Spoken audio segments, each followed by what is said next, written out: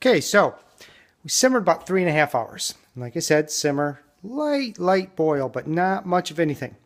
And then what we do next is we strain it. And I always get a slightly smaller pan and a nice mesh strainer.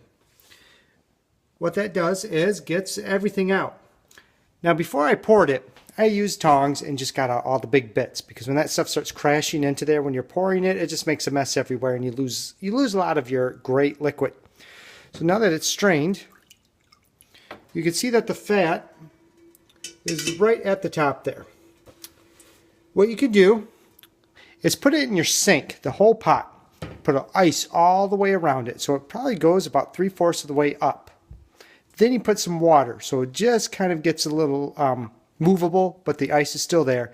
And you just stir probably every 15 minutes just to get it cooled down faster, because that way you can put it in the fridge and then scoop that oil off the next day that's nice and hard.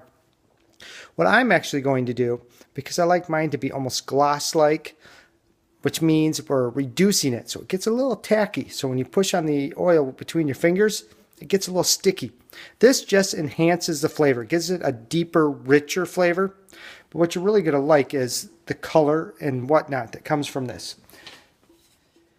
If you do like I suggested, and here's what the color looks like inside. Full of flavor. If you want to reduce it by 1/4, it is really going to enhance all the flavors of the onion, the garlic, the thyme, parsley, turkey, chicken. Just going to make it nice and rich. And then you're not going to need as much flour if you use a flour roux to thicken it up, or even cornstarch for that matter.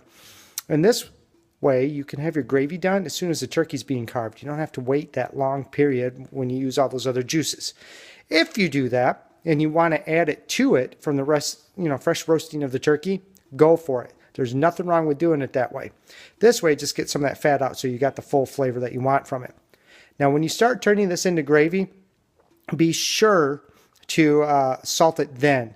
Because as I'm reducing, that salt that I put in that tasted good to begin with, when you get rid of that liquid, the flavor gets even saltier, and then it overpowers that almost curing process, and your tongue feels nasty. It starts to dry it out. You get that extra full feeling, but not till after you've eaten, and then you're just like, ugh, gross all day. This takes care of it. Well, I hope you have fun doing this and really enjoy it. As you notice, I made a ton of stock with this, and that's a piece of cake, because then you can save it and use it for turkey roasted soup later on. Sometimes after you have Thanksgiving, the gravy's all gone, but you have some extra stuff that you want to put into a stew or a pot pie. It's all set and taken care of for you because you got some leftover stock. So have a good time. And if you need any information, feel free to email me at allinonechef.net.